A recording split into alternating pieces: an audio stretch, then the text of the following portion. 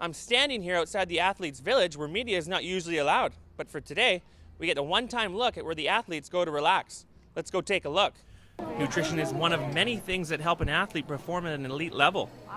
Here at the cafeteria, roughly 5,000 meals are served every day. The abundance of food is obviously something the athletes love. The food's been so good, and there's been a lot of it, which is good because I eat a lot.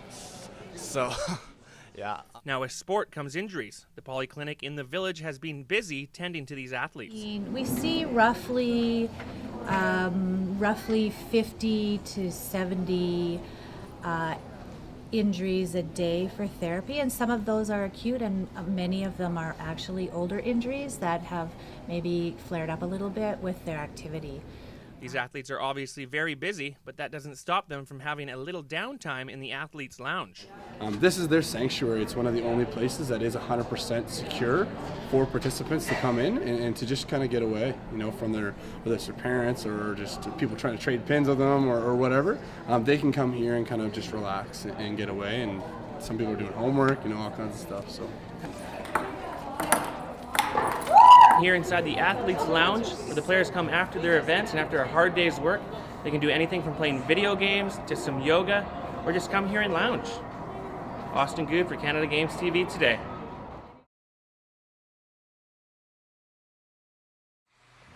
For most young hockey players, the biggest challenge is your opponent on the ice.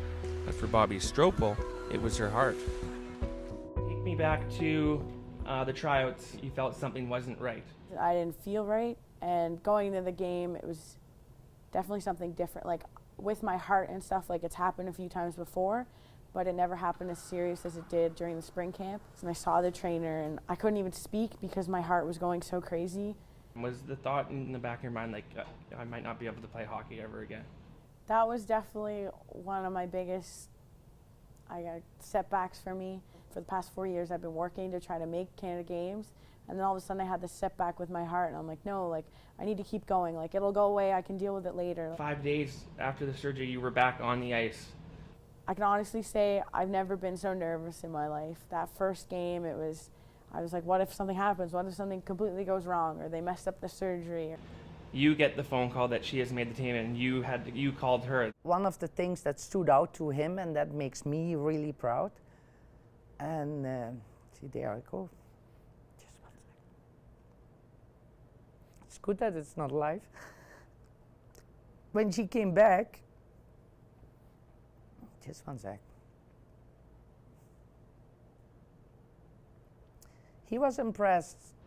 Do you remember your reaction? It was awesome. When I found out, I've never been so happy. All my hard work is paid off. Everything happens for a reason, I like to believe, and I think that my heart surgery it was a setback, but I learned to go forward with it kind of thing, and it definitely helped me reach my final goal with playing at the Canada Games. Austin Good for Canada Games TV today.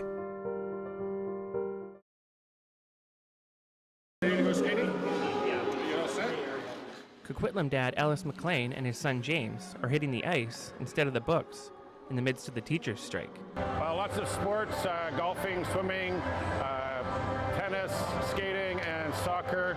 He has been getting a little bit of homeschooling, but that's going to start more into next week. We'll get more serious about the homeschooling.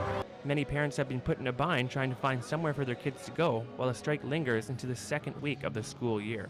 At the Poirier Sport and Leisure Complex in Coquitlam, Program Coordinator Jesse Lee Young says things have been busier than usual. It's been quite a big increase, especially for us at this beginning of the year. Normally it's a bit of a lull, so it's a pretty big increase.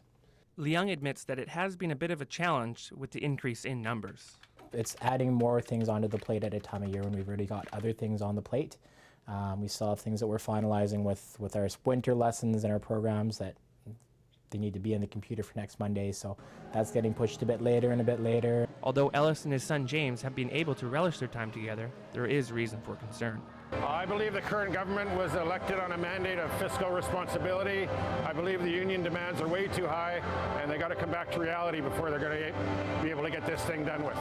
With no resolution in the near future between the BCTF and the government, Ellis and James can enjoy each other's time for at least another week or two longer. Austin Good in Coquitlam for BCIT Magazine.